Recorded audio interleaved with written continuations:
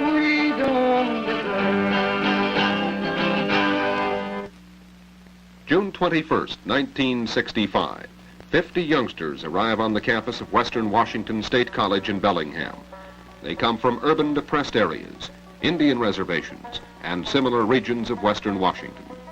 During the next 8 weeks, they will represent no one but themselves as individuals in Project Overcome, one of 18 programs called Upward Bound, under sponsorship of the Office of Economic Opportunity.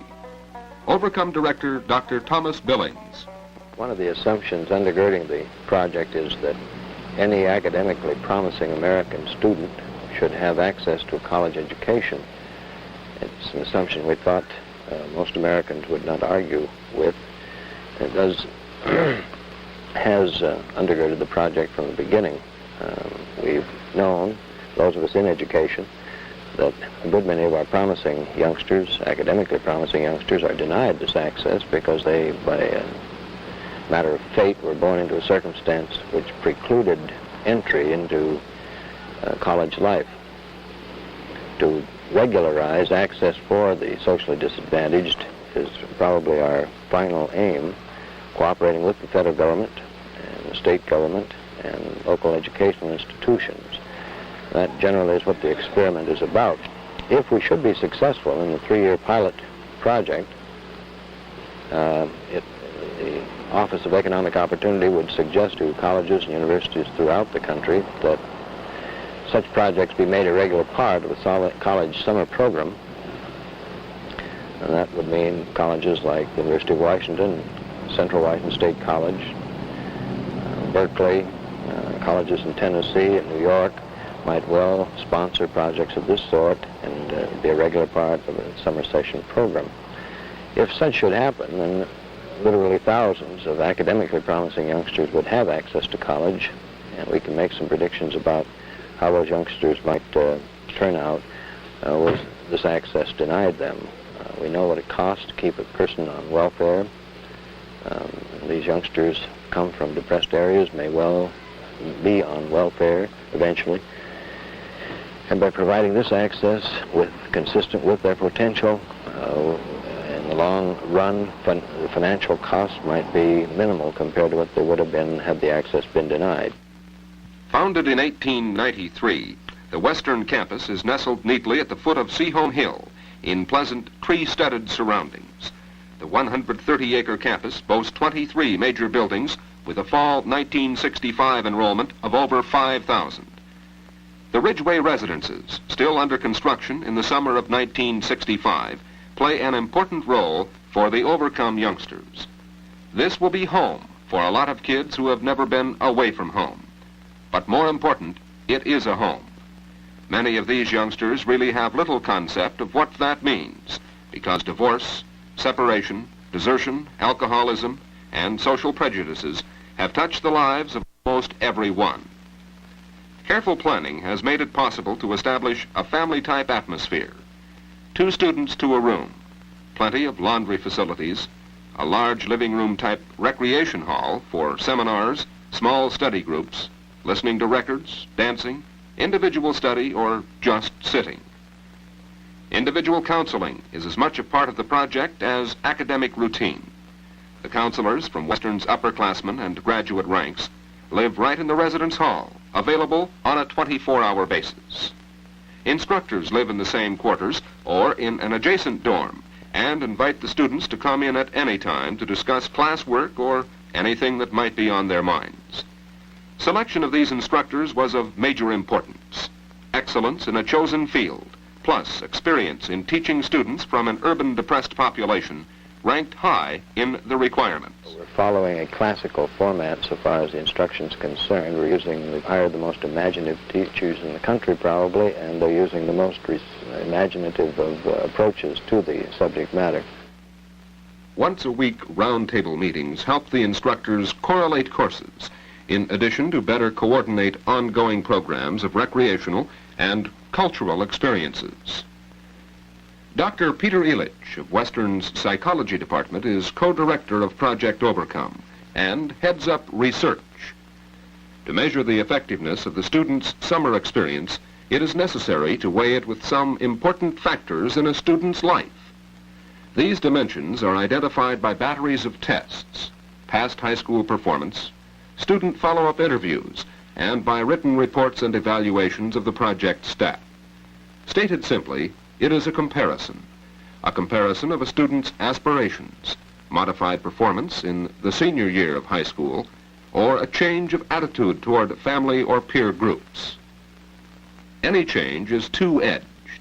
It is compared with the individual student's record, and it is compared with a control group selected from students with similar backgrounds. These comparisons will continue for 6 years, during which time the student's own investment in life, through his education and his work, will measure him for success, mediocrity, or failure. Routine plays an important role in Project Overcome, and at Western that routine begins at 6 in the morning.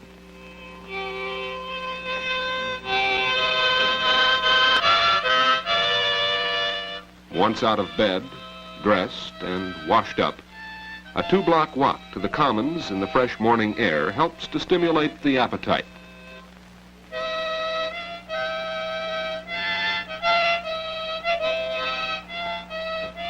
Located in the Viking Union, the Commons is a regular stop 3 times a day for students and most instructors. A barber shop, pool hall, and lounges are also accessible here. After a hearty breakfast, the day begins in earnest with the first classes at 7:30. The Humanities Building is located just about in the center of the campus, and it becomes a focal point when Jack Traylor, history instructor from Sacramento, California, begins using his guitar to relate events in U.S. history. A class project? Write lyrics for a folk ballad of some important period in American history. The class sings the work of Barbara Madison, a student from Seattle. No, no, cry the people, this we don't deserve. No, no, cry the people, England we will not serve. Anyone cry? No, no, cry the people, this we don't deserve.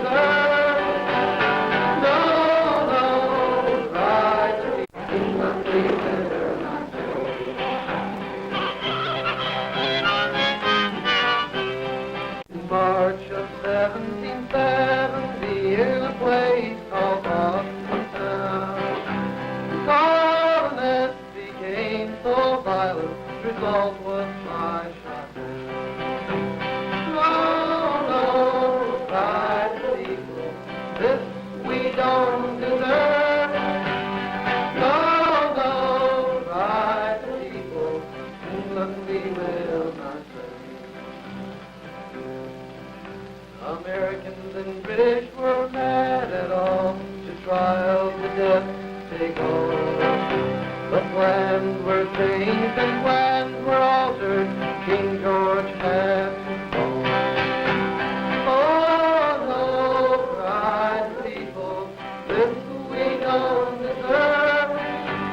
No, no, cried the people, England we will not serve. Oh, George, repealing countenance such, only tax on tea was left. England thought it would be peacetime, this was still too much. Oh, no, cried the people, this we don't deserve. Oh, no, cried the people, England we will not serve. If the words sound familiar, it was with just slight revision that Barbara's lyrics became Project Overcome's theme. Haggard Hall of Science is the favorite spot for Dr. Jerry Flora of Western's Biology Department. Flora, the recipient of a national award for local TV programs in the interest of youth in 1963, draws startling response from these high school seniors in his highly animated lectures on the physical and life sciences. The 50 project youngsters were divided into 2 groups of 25 to provide a more intimate teacher-student relationship. In breaking the class, those with the highest mathematical skills were placed in one group. No other factor was considered in making the division. Mrs. Bell Smith, who recognized the need for encouraging basic understanding as well as teaching the skills necessary for college math requirements, then broke her math class in half again, also on the basis of ability. 2 graduate tutors worked closely in the classroom and in off hours, making certain each student had a firm grasp of the material. Mrs. Smith even devised card games to stimulate interest in math. Several students spent hours in the lounge with the cards, but for the record, no one but Bell ever won a game. Many of the students selected for the project suffered from what officials call cultural deprivation and an attendant handicap in verbal expression. It must be noted, however, that most of the youngsters displayed little evidence of being unexpressive. Their cultural experiences may differ from the norm, but they are there. And the youngsters are capable of intelligent, overt expressions on a wide variety of topics. The gradual progression of ideas found in art provided the students many new dimensions of expression. Bellingham painter Leland Stanley, as the instructor, encouraged efforts in drawing, oil painting, sculpture, prints, and ceramics, and set up workshops with local artists. Stanley invited artists into the classroom in special areas. What You Be Oriented with the Play by Sally Mitchner, and you can go from there. Maybe, even after Sally Mitchner, some of you will just screw around with the play. Well, if you're going to make something that you're going to fire, please don't make it solid. You should start, like this piece was started over your paper. Crumple up some of these pieces of paper, and then start with pieces of clay. You can work quite roughly and quite fast. Take a bit of clay and squeeze it out so it's about no more than 3/4 of an inch thick. You can make it thinner than that, you see. And then start building around the paper, and that'll make it hollow. And when it's fired, the paper will burn out. So you don't have to worry about getting the paper out later. This pot was also made with a coil, and then they were interested in the surface decoration. So they made it very rough down here, and they made a different pattern for a contents up here.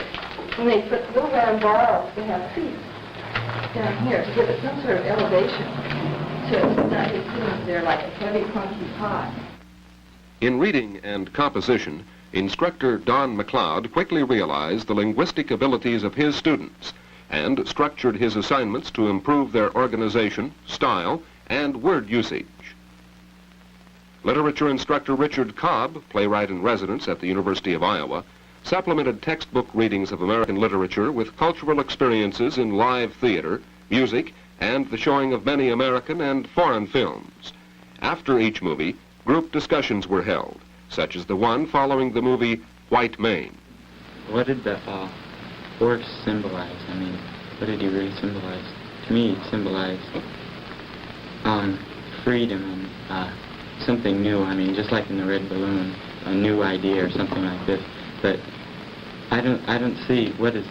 The little boy was a follower or someone trying to attain this idea or something, or freedom. He was trying to break away from his form or confinement, and then at the end he attained this goal by going off with the horse and getting his reward or something up in heaven. I don't know what everyone else is. I think the horse was an individual, and the boy tried to conquer him, and he didn't. The horse took the boy with him to horse-headed, not man-headed. Yeah, but the boy could have easily let go of the horse. The horse didn't have the boy at all. He took the boy with him. The boy was weak, the horse was strong. But the boy could have easily turned her loose. Yeah. He didn't have to go. The horse overpowered the boy. Yeah, but the horse... Well, the horse was holding on to him. Yeah, but the boy... He could have let go. Why do you think he held on to him? Because he had something the boy didn't have. The boy was tied down to his grandfather and his sister. The horse was free. He was the leader. The boy wasn't. But that was the boy's dream, and he was trying to hold on to it as long as he could. That's The boy wanted to go. The horse faked out the boy. Right. But maybe he wanted to go. He did. He did. Obviously, his hand was on the rope. But you see, no, as much as the boy fought, the horse still let him conquer him. And the horse was much stronger than the boy. Right. And the boy didn't conquer the horse. The horse conquered the boy. Project Overcome officials, in their planning, were also cognizant of the need for sound bodies and mapped out a diverse physical recreation program. We've had an immense recreational program for the students all summer long. They've found some of their own ways to take their spare time. Our recreation program has included trips to Lake Whatcom, the Lummi-Stommish, the Highland Games, Victoria. But despite all this enrichment, they have additional time, and they found their own ways of expressing themselves during those times. The athletic field, gymnasium, and swimming pool are only a short distance from the residences, and lessons were offered in swimming, gymnastics, and other activities. However, most of the project youngsters took better to the books and classrooms. But Project Overcome was not campus-bound. As part of the cultural and physical recreation program, the students were taken on field trips to various activities and areas of Western Washington and British Columbia. They were brought into contact with the games, music, and customs of other cultures. As an example, the Bellingham Highland Games. A later trip by ferry to Victoria in BC proved to be one highlight of the program. There was also the Lummi Indian Stommish, with war canoe races, lots of barbecued salmon, and a carnival. But most popular of all was Lakewood, the Western student body-owned property on Lake Whatcom. Activities here are almost unlimited. Swimming, canoeing, sailing, volleyball, and many others, including just relaxing under a tree. Roasted hot dogs and barbecued steaks, cooked by the students themselves, were the mainstays of the menu. Plenty of food was always taken along, but seldom was there a leftover to haul back. In the evening, as the sun dwindled, history instructor Jack Traylor kept things going with his folk songs, and there were plenty of sing-alongs. The most physically trying outing was the trip to Mount Baker. It was up early for this one, for the bus trip alone takes nearly 2 hours, and after that comes the hike. Student tutor Dave Alford coached the group. First thing we're going to do is take a bus up to about the 4,000-foot level. Once we're there, we all get out, start up the trail, and it's a nice, easy 2 miles on a nice level plain. However, that plain is straight up. Once we get up there, we're going to rest a while, have lunch, and then those that want to are invited to follow along for another 3/4 of a mile to see the view of the mountain above the glacier. Somehow, after the excursion to the glacier, the bus trip back to Bellingham seemed a little quiet. As Project Overcome neared the end of the first formal 8-week session, the students held an art exhibit where their efforts of the summer were given public exposure. Didn't know. Well, what made you proficient this summer? Well, I sort of liked the idea of having help, and I liked making heads. I turned out one head that looked pretty good, I thought, and someone mentioned doing a self-portrait, so I tried it. Well, what does this say? Oh, it's what I think of myself. It's what I look like, and what I think I look like, what the public thinks I look like, and who I am. I mean, I look at that and I say, that's Walter, that's what everybody thinks Walter is. It looks like him, and I know who I am by looking at that. And, well, it just sort of symbolizes myself. It turns me on. And, well, that's about all I can say about it. I mean, I had little help on it, and I didn't get this type of help in previous art classes, and I guess maybe I didn't like art because I didn't get any help, and because I wasn't interested. I mean, I didn't like to draw very much, and didn't like anything else. When I started working on this and got to working good, it sort of became, a pleasant pastime, and I enjoyed doing it. What does it say? What kind of a message is in it? None. What Just to attract your attention. attract your attention?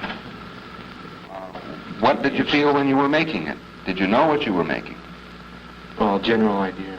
Did you draw it out on paper or? No, just build it up with wood and cloth, cardboard. Well, did you have any particular thought in mind when you started out with all the pieces? Just that to make it draw attention of the public, just put it outside. And this was the goal in mind, to get the most comment? Yes. To make it the gaudiest of any of them? Right. What are you going to do with it now? Give it away. Don't you want it? Too big to take home on a bus. Would you take it if you could get it home? No. What would you tell your friends? I'd tell them it's an airplane or something. There is perhaps no better measurement of the accomplishments of this project than the students' reactions. They were encouraged to make their own evaluations. Oh, we're doing something that no other person has ever had the chance, because I talked to Tony and she said that she had to fight hard to get an education. And here we got the opportunity, and here we're sitting here grinding. We don't find anything that's right, really. Well, deep down in our hearts we feel, well, we're just doing it, to please them. But we should be really trying to please ourselves, because this is for ourselves and nobody else. And also that, you notice kids, well, look, down in the South, people are trying to go to school. Negroes, whites, everybody's trying to go to school, and we have the chance. We have the chance, but we don't want to accept it. Well, I figured that they brought us up here because we're so lazy, we're not doing anything in school. We might have the brains, and we're not doing anything. So we come up here and we sit down on our... Well, we sit here and we talk about getting up too early. I mean, I don't like getting up that early, but I'm used to it now. And we grab about too much homework and too much this and too much that. Well, if we're going to sit here and do this, we might as well be at home fooling around, because we're going to do the same thing next year if you don't get anything out of the project. I didn't say it was too much homework. I just said that you have to train yourself, which I haven't done yet. In high school, you can't really say what you want to, because, I don't know, they're trying to protect the kiddies' ears. And these classes, I mean, if you have something to say, you can say it. But, I know you're just really restricted in high school. Well, how come they always tell you to argue with them? I mean, I've been in a couple of classes where the teacher's saying something, but you know good and well he doesn't believe it. And he wants you to argue with him, just to see if you know what you're talking about. And if you're right, he still argues with you and tells you you're wrong. I mean, I get why he wants you to do it, but I don't get what you're supposed to get out of it. Yeah, but then when you do that, and he tells you to argue with him, then when you argue with him and shut him down, then he gets mad at you and sends you down the house. You can't talk that. You can't talk that. Teachers are always right in high school. The relationship with teachers is different up here. They're like your friends, and in high school they're like your teachers. I mean, they're cold and indifferent, really. Well, we have 50 kids here, and we all have different interests and different likes, and you can't satisfy each one. And one thing they're trying to do here is, I think, they've set a pattern, and they're trying to provide an environment for us that will be a right for study. And it can't help be some factors in it that we don't fit into and that we don't like. In college, they're not going to show you like this. I mean, they're not going to take your hand, you want to go out to Lakewood, or you want to go to Victoria and everything. They're not going to do that. So, I mean, you have to find out what you like before. They were having some, gain a taste of it. I think the teacher or the tutor that puts yourself above us, they're not liked, or they're disliked, or whatever you want, hated, or whatever it is. And all I can say is most of the staff is good. And I really think that this project has something to it. And when I came up here, I thought it was going to be more fun than fun and games and work. And when I got up here, I said, oh, I didn't want to stay, because all my friends were with me. But I learned how to mix with people more and think for myself more. Western's president, Dr. Harvey Bunke, addressed the group at a banquet on the eve of their departure for home, then presented each student with a certificate of participation in the initial summer of this important educational project. Only the first part of this experiment is over. In the coming school year, these students will be visited by members of the project staff and will be invited back to the campus on numerous occasions to talk with staff members, and to take part in recreational activities. They will be encouraged to spend their time during the senior year as wisely as possible, for it will be a critical factor in their college career. The most difficult dimension to assess is motivation. Therefore, upon the student rests the burden. The greatest investment in Project Overcome was not the money expended by governmental agencies, nor was it the hard work and long hours spent by the staff and teachers. The greatest investment was the trading of 50 carefree summers for 8 weeks of hard work and long hours. This is an investment of faith. In any case, the project has begun. Not all the youngsters were perfect students, but no one quit, no one cried, and all of them tried. We are testing one of the most basic ideas upon which our country was founded. We are investing in the future of our people. And, God willing, such an investment once begun will never be ended.